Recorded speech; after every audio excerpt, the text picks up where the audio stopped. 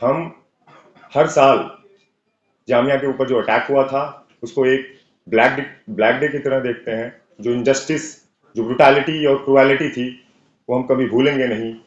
हम सब कुछ याद रखते हैं और सब कुछ याद रखा जाएगा। 10 तारीख को शाम 5 बजे से ही कैंपस के बाहर मिलिट्राइजेशन स्टार्ट हुआ, पुलिस डिप्लॉयमेंट हो गई। सुबह 5 बजे तकरीबन 100 से ज्यादा, जिसमें सिक्योरिटी गार्ड्स थे और दिल्ली पुलिस, मास्क लगाकर, न चेहरा ढककर हमारे पास आई और सोते हुए जितने स्टूडेंट्स थे उनको फोर्सफुली, किसी का बाल खींचकर, किसी को धक्का देकर।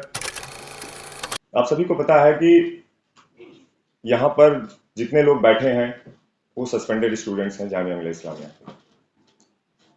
जामिया के ऊपर जो अभी अटैक हो रहे हैं वो अटैक एक आइसोलेटेड अटैक नहीं है। दिल्ली के मुगलाई जायकों के दीवाने हैं तो फिर गोश्ताना आइए। शानदार इंटीरियर, आरामदेह मजलिस और खूबसूरत समा के साथ, जहां हर डिश में बसी है दिल्ली के खास खानों की रूहानी महक, जायका जो दिल को छू जाए। Address Jamia Nagar, hotel river view, ठोकर नंबर 3, अबुल फजल इनक्लेव। हमें आइडेंटिफाई कर लिया जाता है। हमें ये कहा जाता है कि अगर आप हक की आवाज के लिए खड़े होंगे तो हम आपकी आवाज को दबा देंगे। 15 दिसंबर 2019 में जब जामिया के स्टूडेंट्स हेजिटेट किए, जब सीए एनआरसी को इंप्लीमेंट करने की बात हुई थी, उसके बाद हमने देखा कि दिल्ली पुलिस हमारे कैंपस के अंदर घुसती है और हमारे स्टूडेंट्स, सिक्योरिटी गार्ड्स और लाइब्रेरी को तोड़ देती है। उसमें ऐसे स्टूडेंट्स थे जिनके पैर टूट गए, जिनकी आंखें चली गई। और ये जो पुलिस की ब्रुटैलिटी थी और क्रूएलिटी थी उसे स्टेट बैक कर रहा था। इस वजह से हम हर साल जामिया के ऊपर जो अटैक हुआ था उसको एक ब्लैक डे की तरह देखते हैं, उसको एक रिमेम्बरेंस डे की तरह भी देखते हैं और उसे एक रेजिस्टेंस डे की तरह भी देखते हैं। 15 दिसंबर 2024 को जामिया अटैक के 5 साल पूरे होने वाले थे और हर बार की तरह इस बार भी हमने सोचा कि हम 15 दिसंबर 2019 को वैसे ही याद करेंगे जैसा हम हमेशा करते आए हैं। हम उस ऑपरेसर को यह बताएंगे कि ये जो ऑपरेशन हुआ था हमारे साथ, जो इनजस्टिस, जो ब्रुटैलिटी और क्रुएलिटी थी वो हम कभी भूलेंगे नहीं। हम सब कुछ याद रखते हैं और सब कुछ याद रखा जाएगा। 12 दिसंबर को हमने एक इंटीमेशन लेटर, जो कि हमारे पास सारे डॉक्यूमेंट्स हैं, हमने यहाँ रखे हुए हैं, हम लोग चीफ डॉक्टर को देने गए। दे डिनाइड। उन्होंने कहा कोई परमिशन नहीं है 15 दिसंबर की। 15 दिसंबर सिर्फ हमारा मसला नहीं है। 15 दिसंबर यूनिवर्सिटी का मुद्दा है, स्टूडेंट्स का मुद्दा है। और जामिया एडमिन 14 तारीख की शाम को एक सर्कुलर निकालता है उसमें, जिसमें यह कहता है कि 15 दिसंबर को सारे रीडिंग हॉल्स, लाइब्रेरी क्लोज कर दिए जाएंगे क्योंकि वहां पर मेंटेनेंस का काम चलेगा। ये पूरी तरीके से हमारे आंदोलन को रोकने का काम था। हमें 15 दिसंबर को याद, चूंकि हम याद न कर पाए, इसलिए वो चाहता था कि कैंपस में स्टूडेंट्स ना आए। जब हम 15 दिसंबर को कैंपस में आए तो एक और सर्कुलर आया जिसमें कहा गया कि 2 बजे के बाद कुछ भी यहाँ पर नहीं रहेगा, सारे लोग कैंपस छोड़ के चले जाएं। लेकिन हमने इसको रेसिस्ट किया और कहा हम यही रहेंगे, ये हमारा कैंपस है और कैंपस बंद होने का कोई अपडेट नहीं है, कोई नोटिस में कुछ लिखा नहीं गया है। उसके बाद देखा गया कि जामिया एडमिन ने गेट क्लोज कर दिया। गेट क्लोज करने के बाद लगभग 100 से ज्यादा स्टूडेंट्स बाहर खड़े थे और मुश्किल से 15 से 20 स्टूडेंट जो अंदर थे वो गेट के पास गए। हम लोगों ने गेट खोल के वहीं पर नारेबाजी शुरू कर दी कि आप गेट कैसे बंद कर सकते हैं। तो चीफ डॉक्टर कहता है कि जो गेट के बाहर है वो हमारे स्टूडेंट्स नहीं है। 2 से 3 घंटे तक हम लोगों ने वहां पर खड़े होकर जामिया एडमिन से कहा कि आप ये गलत कर रहे हैं और 15 दिसंबर को याद नहीं करने देने का मतलब है कि आप उस रेजिस्टेंस को, उस ब्रुटैलिटी को चाहते हैं कि हम भूल जाएं। फिर क्या हुआ कि हम सब ने सोचा कि हम 15 दिसंबर को याद करेंगे ही, चाहे कुछ भी हो जाए, चाहे कैंपस बंद हो जाए, चाहे एडमिन कोई भी नोटिफिकेशन निकाले। फिर क्या हुआ कि 16 तारीख को हमने फिर सोचा कि हम कैंपस में 7 नंबर के अंदर बिना किसी पोस्टर को रिलीज किए हुए वहां पर इमीडिएट कॉल देंगे। और हमने ऐसा ही किया। शाम 5:30 बजे के आसपास हम वहां पर इकट्ठा हुए और जितने भी लोग उसमें कुछ ऐसे स्टूडेंट्स थे जो 2019 में उस विच हंटिंग का, उस ब्रुटैलिटी का शिकार थे, जो आई विटनेस के फॉर्म में थे। हमने वहां पर अपनी स्पीचेस दी। उसके बाद सेंट्रल कैंटीन से लेकर लाइब्रेरी से होते हुए गेट नंबर 7 के पास हमने वहां पर जाके अपनी बात रखी, फिर कॉल ऑफ कर दिया सेंट्रल कैंटीन के पास आकर। 17 दिसंबर को 4 लोगों के ऊपर शो कॉज नोटिस आते हैं, जिसमें मैं, सौरभ, कॉमरेड निरंजन, कॉमरेड ज्योति और एक कॉमरेड फुजैल। और उस शो कॉज नोटिस में जो लिखा जाता है उसमें यह कहा जाता है कि आपने ऑफिस मेमोरेंडम 29 ऑफ अगस्त 2022 और 29 नवंबर 2024 को ब्रीच किया है, जिसमें यह लिखा गया था कि यहाँ पर जितने भी ऑर्गेनाइजेशंस थे वो यहाँ पर कोई नॉन एकेडमिक गैदरिंग नहीं कर सकते, यहाँ पर प्रोटेस्ट नहीं कर सकते, धरना नहीं दे सकते। स्लोगन्स वो 2024 में जो 29 नवंबर में आया था उसमें ये लिखा गया था, उसको रिट्रेट करके 2022 के ऑफिस मेमोरेंडम को, कि जो कॉन्स्टिट्यूशनल डिग्निटरीज हैं उनके खिलाफ आप जो स्लोगन लगा रहे हैं वो आप नहीं कर सकते। और अगर आपने जामिया के रूल्स एंड रेगुलेशंस को वॉयलेट किया तो आपके ऊपर स्ट्रिक्ट एक्शन लिया जाएगा, डिसिप्लिनरी एक्शन लिया जाएगा। उसमें कई एलिगेशंस थे, जो 4 शो कॉज नोटिस हम सबको सर्व किए गए थे, उसका कंटेंट सेम था, उसे कॉपी पेस्ट कर दिया गया था। जिसमें एक एलिगेशन ये था कि आप अपने मेलाफाइड पॉलिटिकल एजेंडा को यहाँ पर सेट कर रहे हैं, जिसमें मेरा रिस्पांस ये था कि हम सभी जामिया के स्टूडेंट्स हैं और जामिया के जो ऊपर अटैक हुआ था उसी को याद कर रहे हैं, हमारा यहाँ पर कोई पॉलिटिकल एजेंडा नहीं है।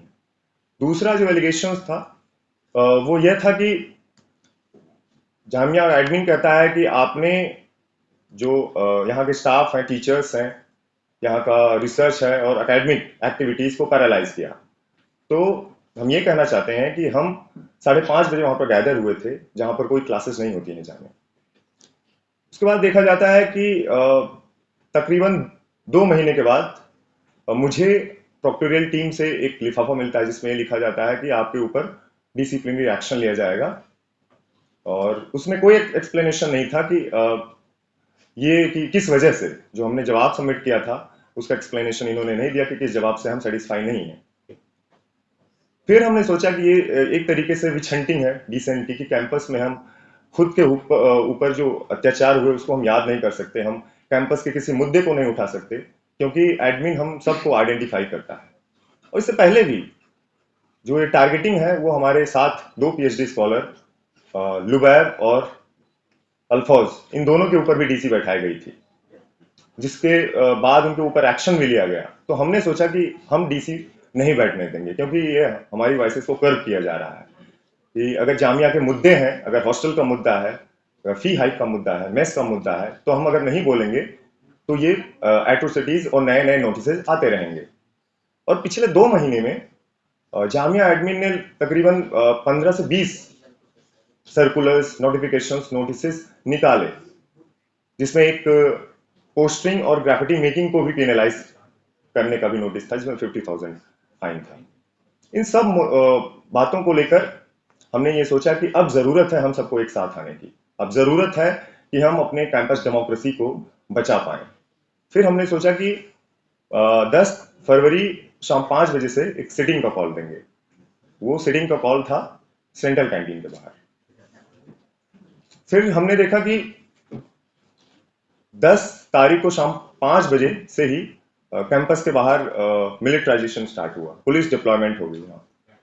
हमारा कोई भी कॉल कैंपस के अंदर रहता है, हम देखते हैं कि पुलिस हरास करती है फोन कॉल के थ्रू, और वो आइडेंटिफाई करके रखी है, हमारे डिटेल्स शेयर कर दिए गए हैं एडमिन के द्वारा पुलिस को। उसके बाद जब हम लोग सेंट्रल कैंटीन पे इकट्ठा हुए, वहां पर जो मास मोबिलाइजेशन था वो तकरीबन 400 से 500 के आसपास का था। सारी जितने भी सिक्योरिटी एडवाइजर्स और गार्ड्स थे, टीचिंग स्टाफ थे, सब वहां पर इकट्ठे हो गए। 1 घंटे के बाद 1 घंटे के बाद हमने देखा कि जो मास मोबिलाइजेशन है वो हमारी तरफ है और वो कैंपस डेमोक्रेसी का मुद्दा उठा रहा है। एक बात और है जो कि डीसी सिर्फ मेरे ऊपर बैठी थी स्टार्टिंग में, उसके 1 दिन पहले जब हमने सिटिंग का कॉल दिया था, कॉमरेड ज्योति के ऊपर भी एक डीसी का नोटिस आ गया था। तो हम दोनों के ऊपर डीसी का नोटिस था, बाकी 4 लोगों के ऊपर शो कॉज नोटिसेस थे। जब हम सेंट्रल कैंटीन के बाहर बैठे डे फर्स्ट 10 फरवरी को, तो हम देखते हैं कि जामिया एडमिन वहां की लाइट कट कर देता है और लाइब्रेरी और कैंटीन्स को क्लोज कर दिया, और वॉशरूम्स जो ह्यूमन राइट्स को वायलेट करता है कि हमें हमारे बेसिक नीड्स जो है कि हम पानी पी सकें, वॉशरूम जा सकें, उसको भी वहां पर लॉक लगा दिया वॉशरूम पे। डे फर्स्ट में लगभग 12 बजे तक एडमिन कई तरह के थ्रेट्स देता रहा, उसमें नोटिसेस पे नोटिसेस निकालता रहा, और हम देखते हैं कि अगले दिन 11 तारीख को फिर से एक एडवाइजरी निकाली एडमिन ने कि यहाँ पर जितने स्टूडेंट्स हैं वो इलीगल कैप्चर किए हुए हैं उस एरिया को, और उन्हें हिदायत दी जाती है कि जल्दी से जल्दी इस एरिया को खाली कर दिया जाए। लेकिन स्टूडेंट्स कैंपस डेमोक्रेसी के लिए खड़े थे। उसके बाद क्या हुआ कि एडमिन ने जितने स्टूडेंट्स उन सॉलिडेरिटी में और वहां पर बैठे हुए थे उनकी डिटेल्स दिल्ली पुलिस को दे दी, और दिल्ली पुलिस कंटिन्यूअसली उनके पेरेंट्स को कॉल कर दे रही, कॉल करके कह रही कि एफआईआर कर दिया जाएगा अगर वहां पर आपका बच्चा बैठेगा तो। वो इलीगल स्टूडेंट्स हैं। फिर क्या हुआ कि जितने भी प्रोफेसर्स थे, एचओडीज थे, उनको इंस्ट्रक्ट किया गया कि जितने बच्चे वहां पर बैठे हुए हैं उनसे कहिए, उनकी मोरल पुलिसिंग कराइए, यहाँ वहां पर मत बैठिए, आपके ऊपर भी एफआईआर हो जाएगा, आपके ऊपर भी शो कॉज नोटिस दे दिए जाएंगे। ये क्रम चलता रहा एडमिन के थ्रू, और एडमिन को लगा कि अब हम इस आंदोलन को ऐसे डाइल्यूट नहीं कर पाएंगे धमकियों से। फिर 13 तारीख की सुबह, और सुबह अगर मैं बोल रहा हूं आधी रात कह दें कि 12:10 पे 7 लोगों को सस्पेंड कर दिया गया। वो सस्पेंशन इमीडिएट था, तो हमें लगा कि अब सुबह तक शायद एडमिन हमें यहां से बाहर निकाल दे। फिर हमने देखा कि सुबह 5 बजे हम जहां पर बैठे थे वहां पर चारों तरफ अंधेरा था, कोई लाइट नहीं थी, वॉशरूम को क्लोज कर दिया गया था, कैंटीन को बंद कर दिया गया था वहां। सुबह 5 बजे तकरीबन 100 से ज्यादा, जिसमें सिक्योरिटी गार्ड्स थे और दिल्ली पुलिस, मास्क लगाकर, न चेहरा ढककर हमारे पास आई, और सोते हुए जितने स्टूडेंट्स थे उनको फोर्सफुली किसी का बाल खींचकर, किसी को धक्का देकर, बिना किसी चप्पल के, बिना किसी कपड़े के, जो हमारे स्वेटर्स या जैकेट्स थे वो वहां पर रखे हुए थे, हम सो रहे थे, वो सब वहीं पर छूट गए। कुछ भी हमारी जो बेसिक नेसेसिटी उन सबको ताक पे रख के सब लोगों को डिटेन कर लिया, और डिटेन ऐसे रास्ते से किया गया कि जहां पर हम बैठे हुए थे वहां से लेकर दिल्ली पुलिस गेट के अंदर आई, 4 नंबर गेट के अंदर आती है, और वहां पर 3 वैन खड़ी हो जाती है, और हम सबको एक ऐसे रास्ते से ले जाया गया जहां पर कोई कैमरा नहीं था, पूरा अंधेरा था। हम सबको फोर्सफुली, जिसमें हमारे कुछ साथी थी, वहां के मेल गार्ड्स, उन्हें डिटेन किए, उनको धक्का दिया, उन्हें थप्पड़ भी मारे, फिर जाके हम सबको एक बैन में बंद कर दिया गया। दिल्ली पुलिस ने क्या किया कि हम सबको डिटेन करते हुए हमारे मोबाइल फोन छीन ले रहे। छीनने के बाद जब हम उनसे क्वेश्चन किए कि एक बात बताइए, हम प्रोटेस्टर्स हैं, कोई क्रिमिनल नहीं है, और क्रिमिनल जैसा व्यवहार हमारे साथ क्यों किया जा रहा है, हमें ये बताइए कि हमें आप कहां ले जा रहे हैं, हमें ये बताइए कि हमारा फोन हमसे क्यों छीना गया। दिल्ली पुलिस ने 14 लोगों को डिटेन करते हुए एक वैन में 5 लोगों को, दूसरे वैन में 5 लोगों को, और तीसरे वैन में 4 लोगों को रखा।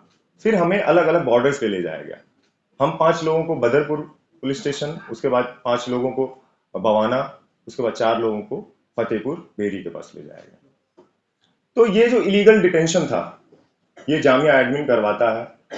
और उसके बाद हमने देखा कि अगले दिन, जिस दिन हम डिटेन हुए थे, शाम 14 तारीख को सुबह 9 बजे से ही प्रोक्टोरियल टीम ने जो 17 स्टूडेंट्स थे जो डिटेन हुए थे, उनको उनके जो रिकॉर्ड्स थे, उनके personal details, photographs, email ID, mobile numbers, घर के एड्रेस पब्लिश कर दिए, जो कि हमारे राइट टू प्राइवेसी को भी ब्रीच करता है, because this is the consensus between the admin and the students कि आप हमारे प्राइवेसी को विदाउट कंसेंट किसी को शेयर नहीं करेंगे। ये एक तरीके से शेमफुल एक्ट था जामिया एडमिन की तरफ से। तो इन्हीं सब बातों को लेकर आज हम प्रेस क्लब में आए हैं और मैं ये मंच क्वेश्चन आंसर के लिए छोड़ रहा हूँ। आपने